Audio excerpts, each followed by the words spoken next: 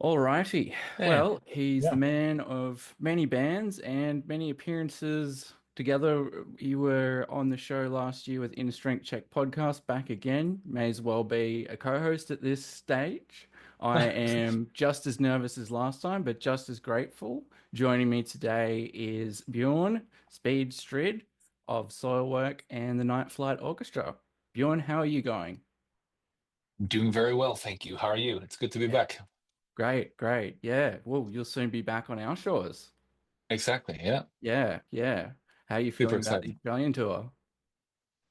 Really great. Yeah, who would have thought that we would come to Australia to begin with 2 years ago with this band, and now we're coming back. So I hope this it's becoming a bit of a tradition, It's and we will, yeah, already have that kind of tradition with soul work over the years, and now we have the Night Flight Orchestra as well.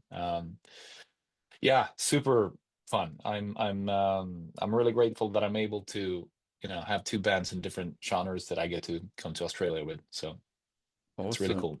Yeah. Yeah, absolutely. So much so that there's a certain song on your new record titled Mm. Melbourne May I. Is that an Yeah, Australian reference? it might be, yes. It might be, Yeah, yeah. no, it's yeah, no, I had to write something about it because, we were, we did that tour and that was real special going to Australia with the Night Flight Orchestra for the first time. And on the way Mm, there, we connected in Doha in Qatar, and I got a phone call from my mom, and she did some tests and found out that she had breast cancer. So that was really tough to get that kind of call on the yeah. way to the other side of the world. Mm, So a lot of thoughts, obviously, and so I had to keep it together through that tour. And that being said, I mean, the crowds were absolutely amazing, and the band, it's always such a great vibe within this band. And so it really felt like I was surrounded by family, with yeah. the crowd and the band. I felt right at home, even though it was on the other side of the world. And obviously, I've been at that point like 10 times before to Australia, and that was my 11th time. And Mm, and so and things kind of culminated in Melbourne, where we had a just an amazing show, and the vibe was just electric. There was something about it. And then, after the show, I kind of, broke down a bit after, oh, yeah, keeping it yeah. together, and Mm, it was a beautiful moment, and I felt that everything was going to be fine. And yeah, I had to write something about it. So that's where it happened. Yeah. awesome. Take that, Mm. Sydney. Mm.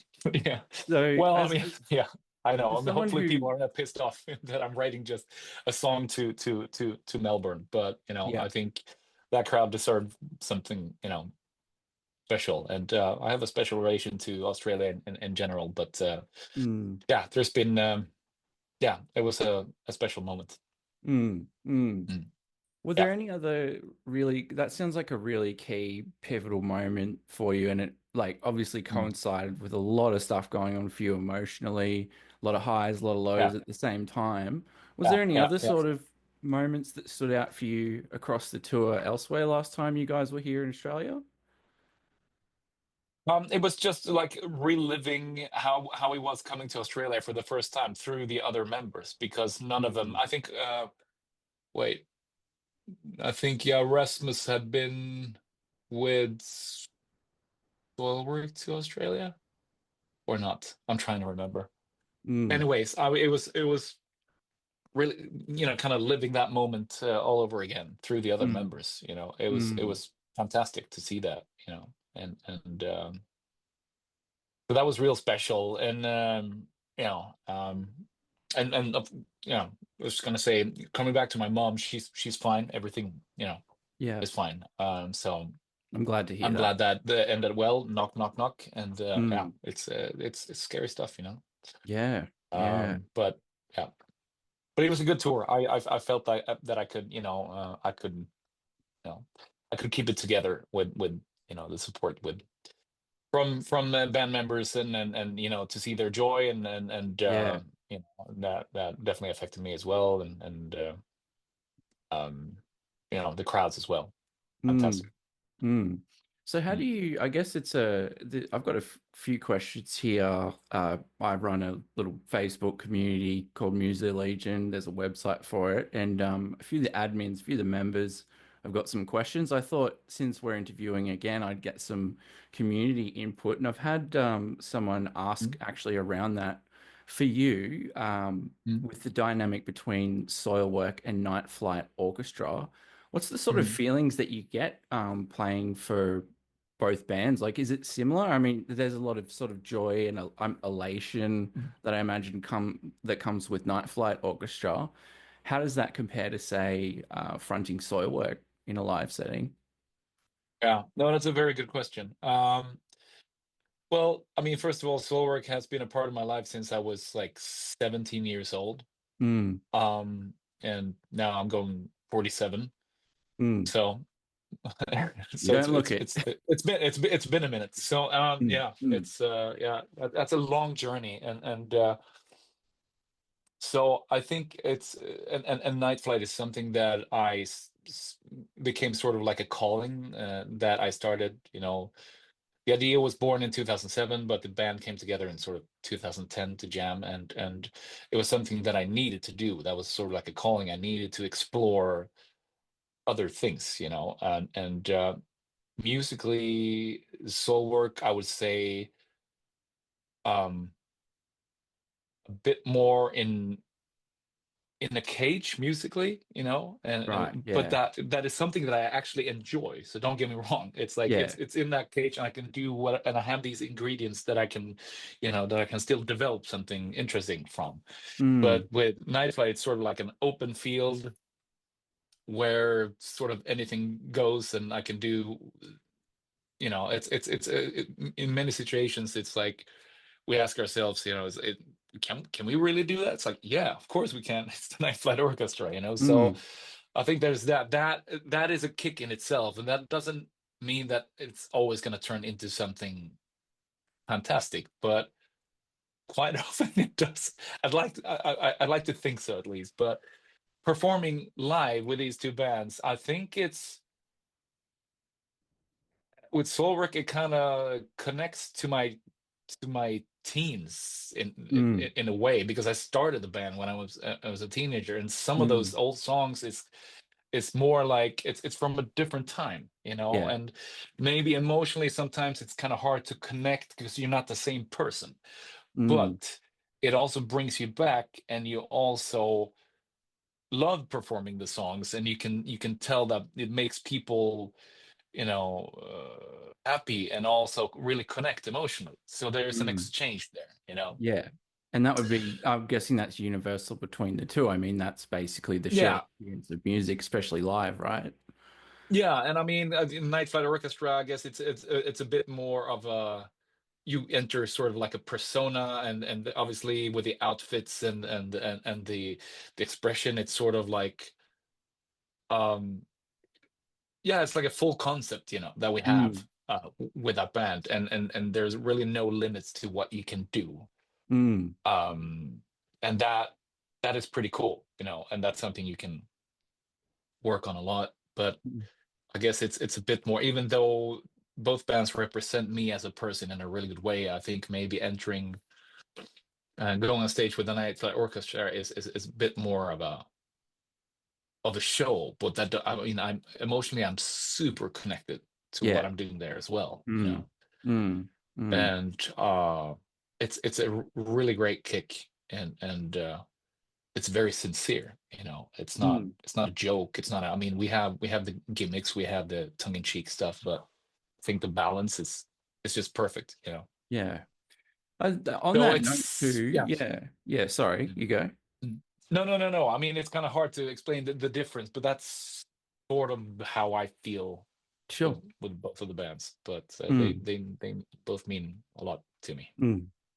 On that note around being taken seriously, do you find that because Give Us the Moon is your seventh LP with Night Flight, you guys have been around since 2010s. Have you noticed a shift in attitudes towards the band generally, like say press or it just in general?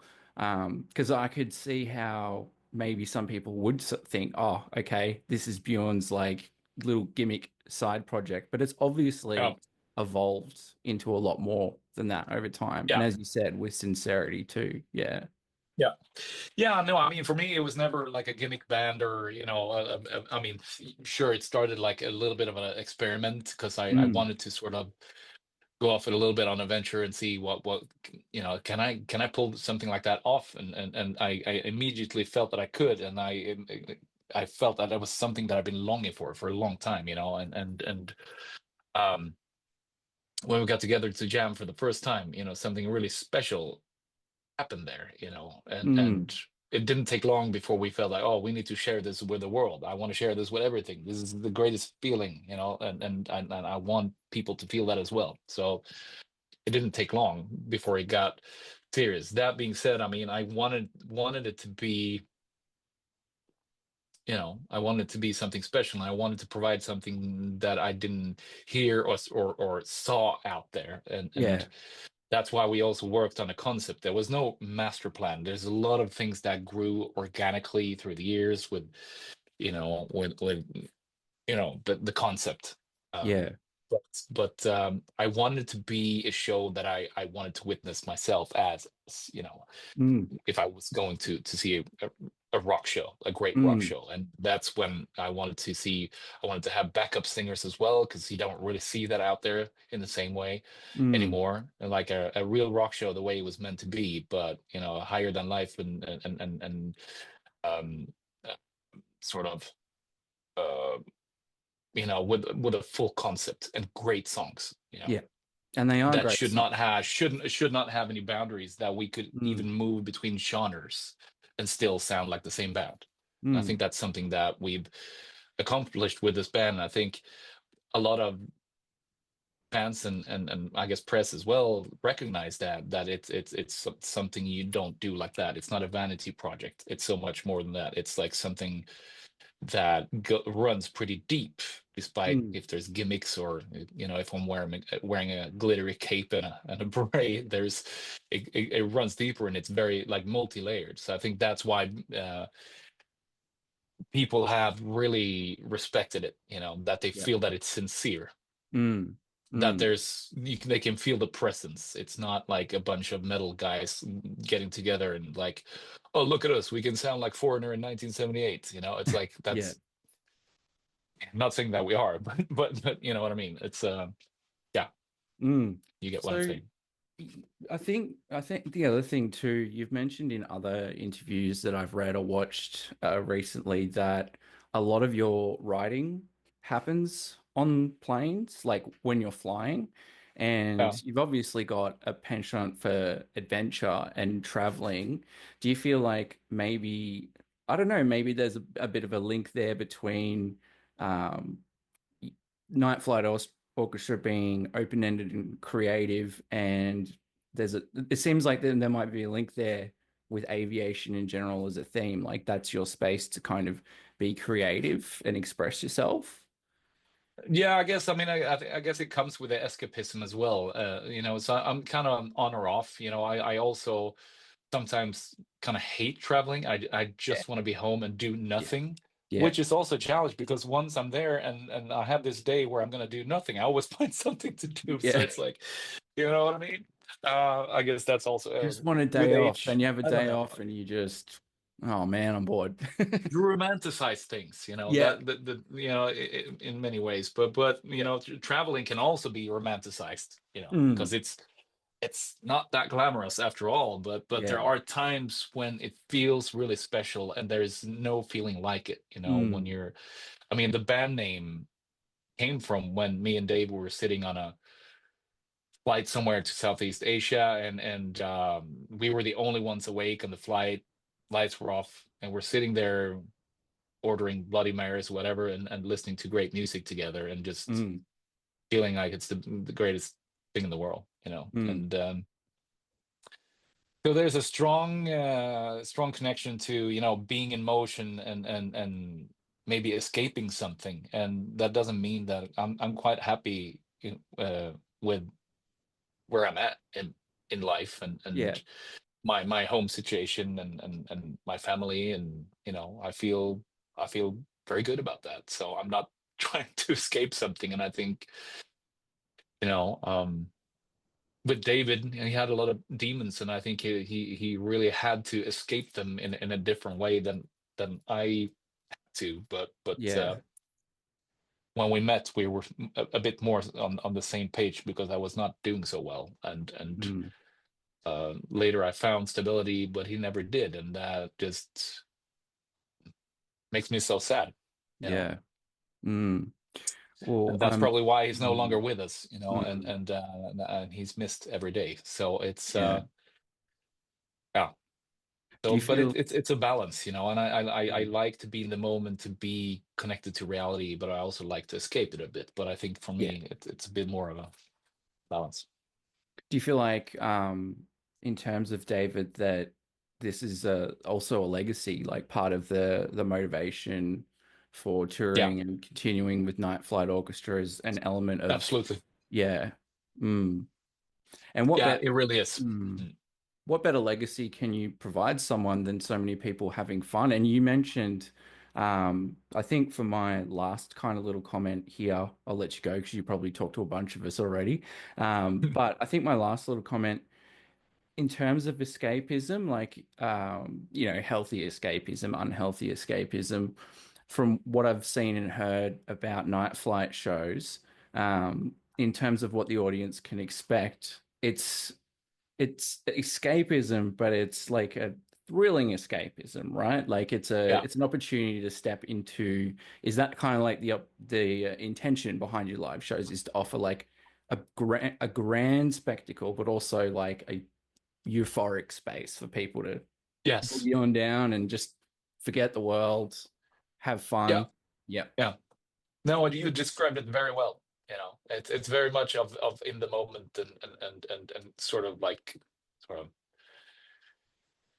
uh or catch that sort of magical electric vibe, you know, and stay in that moment for Mm, uh you know, for close to 2 hours. It's a beautiful thing, and I think we have the perfect soundtrack for it, you know, absolutely. and the vibe, I feel like we really connect with the crowd, and we can really see and tell that some of these songs mean so much to people, you know. Mm. Well, I look forward to getting my derriere shaking of its own accord, whether I like it or not, when you guys jet down soon. So, Yeah, we're going to have details of the tour, which is coming up pretty soon, scarily soon, really. yeah, So, I hope that you enjoy another round of Australia, and who knows, you might even get a second Melbourne track out of us. yeah, who knows. Who knows? All right. Thank you so much It'll be for a your time, tradition. Bjorn. Yeah. Thank you. All Thank right. you. And thanks for the support. Wonderful. Cheers, mate. All right. All right. See you soon. Bye See ya. bye. Man, Bjorn, such a nice guy, such a cool guy. I don't even know why I was nervous. Now, just wanted to say that the blog post that will be accompanying this podcast episode is also going to have all of the tour information, ticket links, and everything else that you need for the upcoming Australian tour, which is happening quite soon. I want to give thanks to Bjorn again for being such a chill guy and so great to interview. I also want to give a shout out to John from Nuclear Blast Australia for facilitating this opportunity yet again. You're a legend, mate. There's a reason why we call him the one man army. It's the reason why that's in his email signature. I'm sure he won't listen to this, and if so, hey, mate. But also, I want to give a big shout out to Hardline Media for bringing them back yet again.